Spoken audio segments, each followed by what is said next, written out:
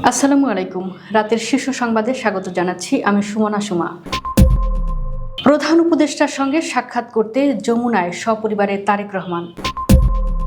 রাস্তায় দাঁড়িয়ে এনটিআরসি-এর নিবন্ধনধারীদের দাবি শুনলেন তারেক রহমান।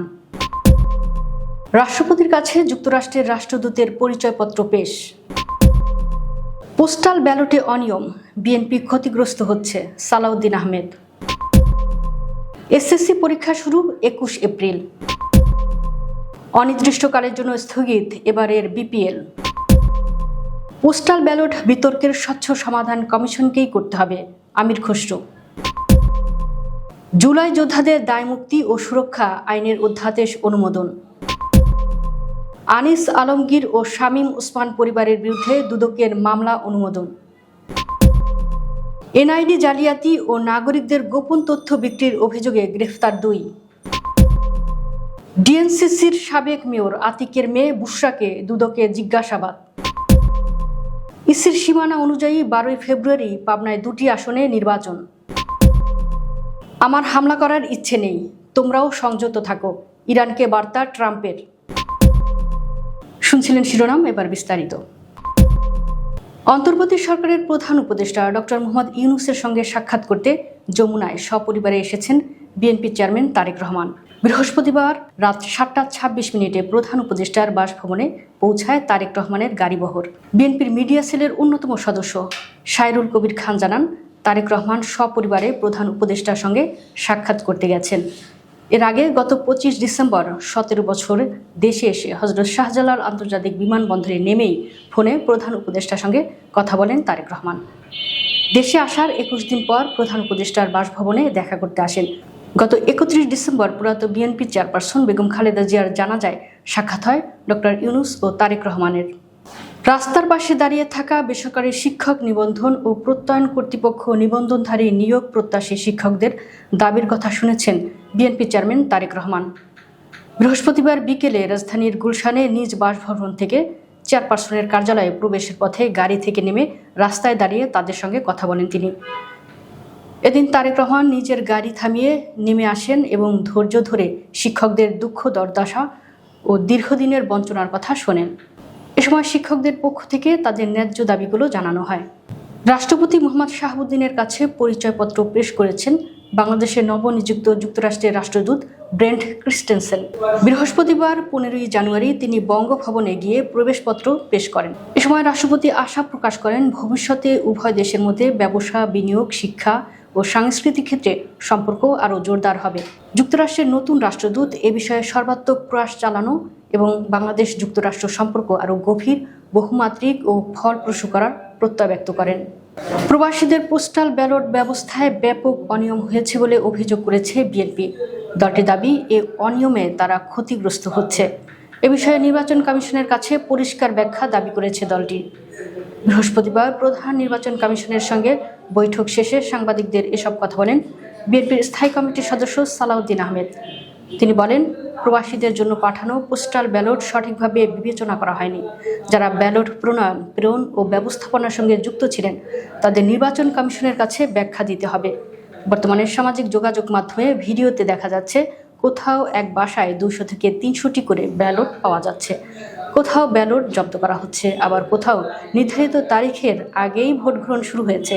এমনকি একজনের নাম অন্যজন ব্যালট গ্রহণ করার ঘটনাও সামনে এসেছে।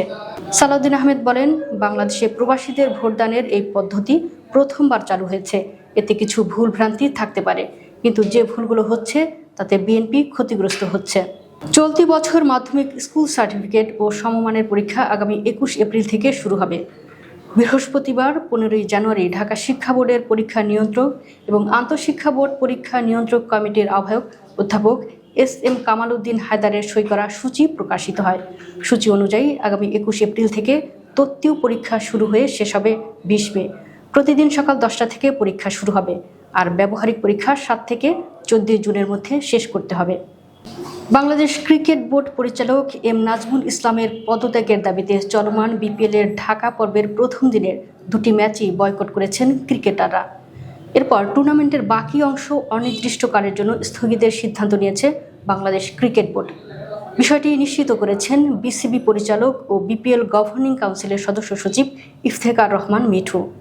বৃহস্পতিবার সন্ধ্যা 6টায় মিরপুরের শেরেবাংলা জাতীয় ক্রিকেট স্টেডিয়ামে দিনের দ্বিতীয় ম্যাচে সিলেট টাইটান্সের বিপক্ষে রাজশাহী ওয়ারিয়র্সের মাঠে নামার কথা ছিল। পোস্টাল ব্যালট নিয়ে যে বিতর্ক উঠেছে, নির্বাচন কমিশনকেই তার স্বচ্ছ ও সুষ্ঠু সমাধান নিশ্চিত করতে হবে বলে মন্তব্য করেছেন বিএনপির স্থায়ী কমিটির সদস্য আমির খসরু মাহমুদ চৌধুরী। তিনি বলেছেন, যারা ব্যালট পেপার ছাপিয়েছে তারা এই বিষয়ে ভালো উত্তর দিতে পারবে, যাতে করে আগামীতে কোনো প্রশ্ন না ওঠে। বৃহস্পতিবার সকালে চট্টগ্রাম মা ও শিশু হাসপাতালের আয়োজনে বেগম খালেদা জিয়ার দোয়া মাহফিল শেষে সাংবাদিকদের প্রশ্নের জবাবে তিনি একথা বলেন। পোস্টাল ব্যালটে বিএনপির প্রতীক ধানের শীষ কেন ভাজের মধ্যে পড়ছে সেই প্রশ্ন তুলে আমির খসরু বলেন, কেন এই জায়গায় পড়ল এটার উত্তর ওনারা দিতে পারবেন। আমি আশা করছি শুধু উত্তর নয়, ওনারা এটার প্রতিকারও করবেন, যাতে করে নির্বাচন নিয়ে কোনো প্রশ্ন না আসে। জুলাই যোদ্ধাদের দায়মুক্তি ও আইনি সুরক্ষা দিতে অধ্যাদেশ অনুমোদন দিয়েছে অন্তর্বর্তী সরকারের উপদেষ্টা পরিষদ। বৃহস্পতিবার 15 জানুয়ারি প্রধান উপদেষ্টা অধ্যাপক মোহাম্মদ ইউনূসের সভাপতিত্বে অনুষ্ঠিত উপদেষ্টা পরিষদের বৈঠকে এই অনুমোদন দেওয়া হয়। পরে রাজধানীর ফরেন সার্ভিস একাডেমিতে এক ব্রিফিংয়ে আইন উপদেষ্টা অধ্যাপক আসিফ নজরুল একথা জানান।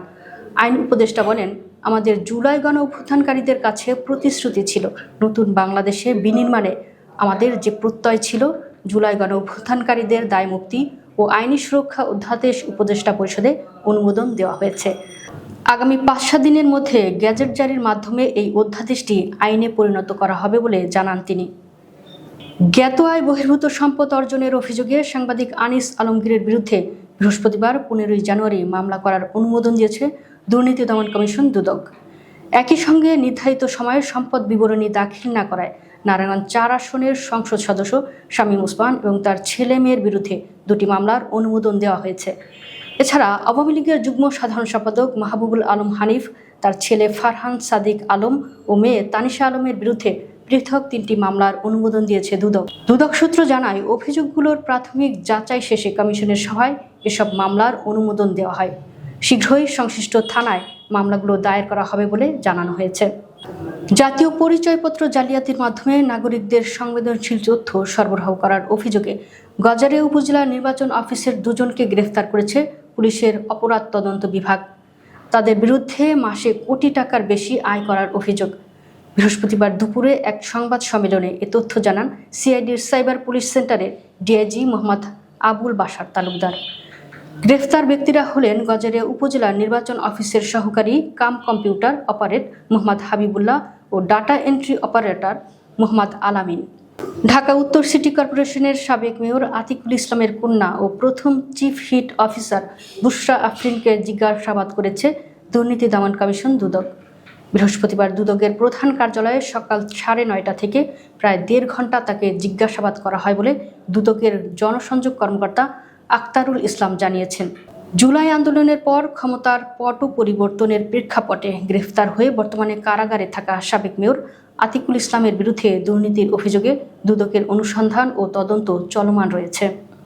গত 4 সেপ্টেম্বর সীমানা পুনর্নির্ধারণ করে নির্বাচন কমিশনের জারি করা গেজেটের সীমানা অনুযায়ী আগামী 12 ফেব্রুয়ারি পাবনা 1 ও 2 আসনে নির্বাচন করতে বাধা নেই বলে আদেশ দিয়েছেন আপিল বিভাগ।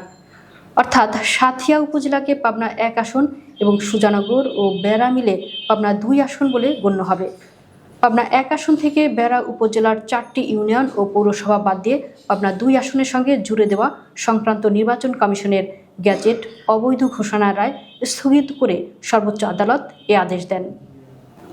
ইরানকে সরাসরি বার্তা পাঠিয়ে যুক্তরাষ্ট্রের প্রেসিডেন্ট ডোনাল্ড ট্রাম্প জানিয়েছেন, তিনি তেহরানে হামলা চালাতে চান না। একই সঙ্গে আঞ্চলিক উত্তেজনার মধ্যে ইরানকে সংযম দেখানোরও আহ্বান জানিয়েছেন তিনি। এই তথ্য সামনে এসেছে পাকিস্তানে নিযুক্ত ইরানি রাষ্ট্রদূতের বক্তব্যে। এরই মধ্যে চলমান উত্তেজনা নিরসনে কূটনৈতিক উদ্যোগ ও সংলাপের উপর জোর দেওয়ার আহ্বান জানিয়েছে সৌদি আরব এবং তুরস্ক। সংবাদ মাধ্যম আল জাজিরা বলছে, প্রেসিডেন্ট ডোনাল্ড ট্রাম্প ইরানকে জানিয়ে দিয়েছেন যে তিনি দেশটির উপর হামলা চালানোর কোনো পরিকল্পনা করছেন না। একই সঙ্গে তিনি তেহরানকে আঞ্চলিক পরিস্থিতিতে সংযম দেখাতে অনুরোধ করেছেন। পাকিস্তানি সংবাদ মাধ্যম দ্য ডনের প্রতিবেদনে এ তথ্য জানিয়েছেন পাকিস্তানে নিযুক্ত ইরানের রাষ্ট্রদূত রেজা আমিরি মোকাদ্দাম। দর্শক, ভিডিওটি শেষ পর্যন্ত দেখার জন্য আপনাকে অসংখ্য ধন্যবাদ। নিত্য নতুন ভিডিও পেতে আমাদের ইউটিউব চ্যানেলটি সাবস্ক্রাইব করুন এবং নিয়মিত নোটিফিকেশন পেতে বেল বাটনটি ক্লিক করুন। আমাদের ফেসবুক পেজটি ফলো করুন। এছাড়াও আমাদের ভিডিও লাইক, কমেন্ট ও শেয়ার করুন। আল্লাহ হাফেজ।